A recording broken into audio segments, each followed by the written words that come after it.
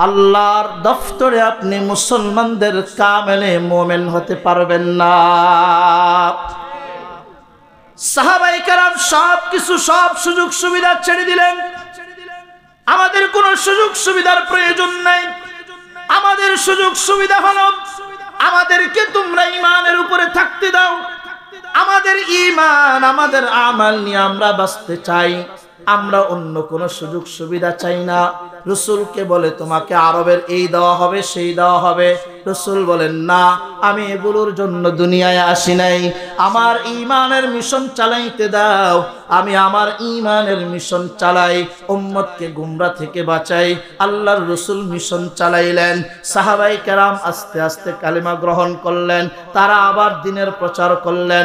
বন্ধু, এইভাবে এ পর্যন্ত আসলো। চলুন আমরা সবাই যদি আমাদের ঈমানের উপরে থাকতে হয়, আমাদের আমলের উপরে থাকতে হয়, তাহলে একটু কষ্ট আর মুজাহাদা করা লাগবে। বন্ধু, দুনিয়াতে যে যাই কিছু করি না কেন, সব কিছুর মূল্যে আমার আপনার ঈমানকে হেফাজত করাই লাগবে। রাসূলের একজন মহিলা সাহাবিয়া হযরতে সুমাইয়া রাদিয়াল্লাহু তাআলা আনহু কালেমা পড়ে মুসলমান হয়ে গেলেন। আবু জাহেল জিজ্ঞেস করে, সুমাইয়া, শুনলাম তুমি নাকি কালেমা পড়ে মুসলমান হয়ে গেছো। জবাবদিহি করা লাগবে। সুমাইয়া রাদিয়াল্লাহু তাআলা আনহাকে জিজ্ঞেস করে, সুমাইয়া, তুমি নাকি কালেমা পড়ে মুসলমান হয়ে গেছো শুনলাম। সুমাইয়া স্পষ্ট জবাব দিয়ে বলল, হ্যাঁ, আমি কালেমা পড়ে মুসলমান হয়ে গেছি। মুহাম্মদ আরবি সাল্লাল্লাহু আলাইহি ওয়াসাল্লামের একজন সৈনিক হয়েছে আমি, আলহামদুলিল্লাহ। রাসূলের একজন সৈনিক হয়ে গেলেন। সুমাইয়াকে বলে তার সন্তান আম্মার তার সাথে, সুমাইয়া, ঈমান ছেড়ে দাও। লম্বা চূড়া কথা। সুমাইয়া বলে, না না না, ঈমান যেটা গ্রহণ করেছি সেটা তো আমি ছাড়তে পারি না। সুমাইয়া রাদিয়াল্লাহু তাআলা আনহা ঈমান ছাড়তে প্রস্তুত হলেন না। আবু জাহেল বলল, এক কাজ করো, সুমাইয়াকে দুইটা খুঁটির সাথে বেঁধে ফেলো। আম্মার তার সন্তান আম্মারকে বিপরীত সাইডে বেঁধে ফেলো। এদিক দিয়ে সুমাইয়া রাদিয়াল্লাহু তাআলা আনহাকে বেঁধে, আম্মারকে বেঁধে এবার বলছে, আম্মার, কালেমা ছেড়ে দাও, না হয় তোমার সামনেই তোমার মায়ের কাপড়গুলো তোমার সামনেই খোলা হবে। কাপড়গুলো তোমার সামনেই খোলা হবে।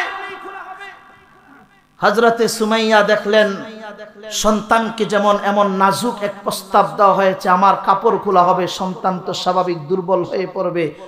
সুমাইয়া রাদিয়াল্লাহু তাআলা আনহা বললেন, সন্তান শোনো, যত কিছুই হোক না কেন, তোমার মাকে যদি মেরে টুকরা টুকরাও করে ফেলে, তারপরেও তুমি ঈমান ছাড়বে।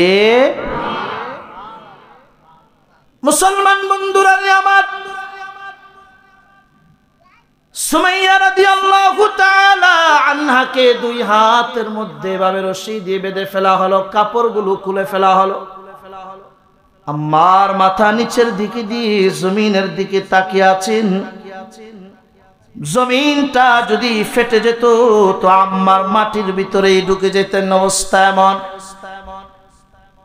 আম্মারের চেহারা এইভাবে উঠে ধরা হলো যেন মায়ের দিকে নজর পড়ে। আবু জাহেল এই স্বৈরাচার, এই নরপিশাচ চেহারা এইভাবে উপর দিকে ধরে মায়ের সোজা বরাবর চোখ যখন রাখে, সুমাইয়া রাদিয়াল্লাহু তাআলা আনহার কাপড়গুলো খুলে এবার বর্ষা নিয়ে তার লজ্জাস্থানে আঘাত। মুসলমান বন্ধুরি, একটা বার চিন্তা করে দেখেন, একজন মহিলা ঈমানের ব্যাপারে কত যত্নবান, নিজেকে এইভাবে আঘাত করছে, তারপরও কালেমা ছাড়ে না। ওই অবস্থা সন্তানকে বলে, আম্মা সাবধান বাবা, সাবধান, ঈমান ছাড়বা না। একজন মহিলার ঈমানের অবস্থা হলে এমন। এজন্য মুসলমান বন্ধু আমার, আয়াতে কারিমা পড়লাম, আমার রব আল্লাহ, আল্লাহ আমার রব। সুম্মাস্তাকামু, কথার উপরে অটল অবিচল থাকতে গেলে অনেক কষ্ট আসবে, অনেক অফার আসবে, যে অফারের জন্য ঈমান থেকে দূরে চলে যাওয়া লাগবে, নামাজ ছেড়ে দেওয়া লাগবে। না না না, বাংলার মুসলমানের স্মরণ থাকা লাগবে, স্মরণ রাখা লাগবে। কোন নেতার জন্য এ পরিমাণ পাগল আর হব না।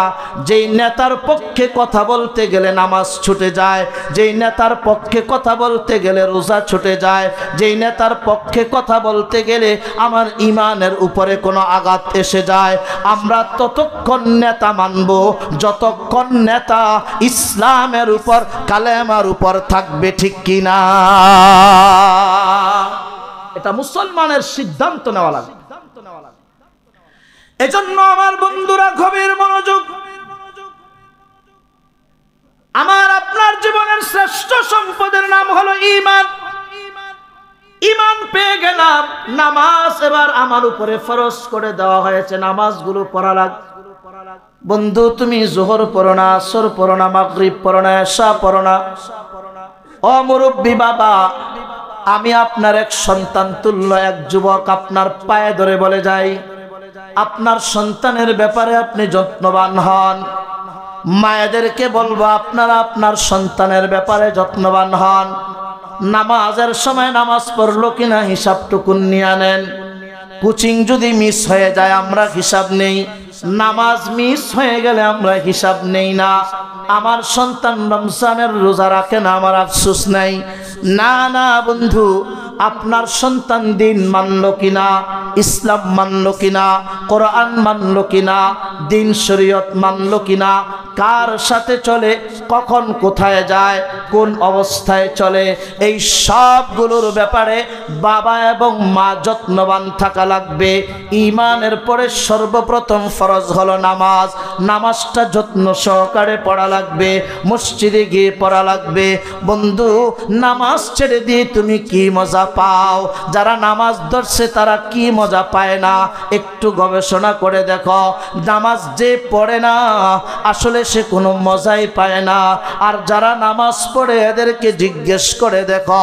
হাফিজি হুজুর রহমতুল্লাহি আলাই বুড়া একটা মানুষ, দিনের বেলা স্টেজে উঠাইলে 5 জন 6 জন ধরে ধরে স্টেজে উঠায়, কিন্তু হাফিজিকে রাত্রিবেলা যারা দেখে ঠান্ডা পানিতে ওযু বানাইয়া হাফিজি একা একা দাঁড়ায়া যায় নামাজে দাঁড়ায়া 1 পারা 2 পারা 3 পারা 4 পারা 5 পারা 6 পারা পর্যন্ত নামাজে তেলাওয়াত করে ফেলে, কিন্তু হাফিজির কোনো কষ্ট হয় না।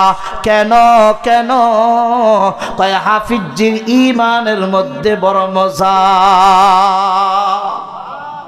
এজন্য আমার বন্ধুগণ, আমরা সবাই আমাদের ঈমান ও আমালের হেফাজত করব, দ্বীনের উপরে চলার চেষ্টা করব। এই পৃথিবীতে আমরা বেশি দিন থাকবো না, অল্প সময় থাকবো। এজন্য সবাই প্রতিজ্ঞাবদ্ধ হওয়া লাগবে, জীবনের সব কিছুর বিনিময়ে ঈমানকে হেফাজত করব, 5 ওয়াক্ত নামাজ বা জামাত আদায় করব। রাজি আছি তো ইনশাআল্লাহ? আমার বন্ধুগণ, যারা বাবা আছেন, বাবার জায়গায় থেকে আপনার ভূমিকাটুকুন আপনি পালন করুন। আপনার সন্তানকে নামাজের কথা বলুন। বাবা, চায়ের দোকানে বসে সময় নষ্ট করে জিন্দেগি বরবাদ করবেন না। আল্লাহর হস্তে বলছি, চায়ের দোকানে বসে গীবত শিকায়ত করে নিজের আমলটুকু নষ্ট করবেন না। যুবক বন্ধুদেরকে বলবো, যুবক বন্ধু, বিবাহ অনুষ্ঠানে গান বাজাইবা না। নিজের জীবনকে পুত পবিত্র রাখার জন্যে ইসলামের প্রতিটা বিধানকে শ্রদ্ধা ভালোবাসার নজরে দেখে নিজের জীবনটাকে পুত পবিত্র করার এক নতুন হিম্মত নিয়ে নতুন দেশ গড়ার স্বপ্ন দেখো। এই দেশ আমরা আবার গড়তে চাই, ইসলামের দেশ, যেই দেশে খেলাফত ব্যবস্থা কায়েম হবে, যেই দেশে মানুষের ন্যায্য অধিকার কায়েম হবে, যেই দেশে প্রতিটা মানুষ নিরাপদে বসবাস করবে। এমন একটা সমাজ বিনির্মাণে আমাদের সকলের ঐক্যবদ্ধ প্রচেষ্টার প্রয়োজন। সকলকে মুষ্টিবদ্ধ হয়ে এই সমাজে নতুন করে কাজ পরিচালনা করা লাগবে। রাজি আছো তো ইনশাআল্লাহ?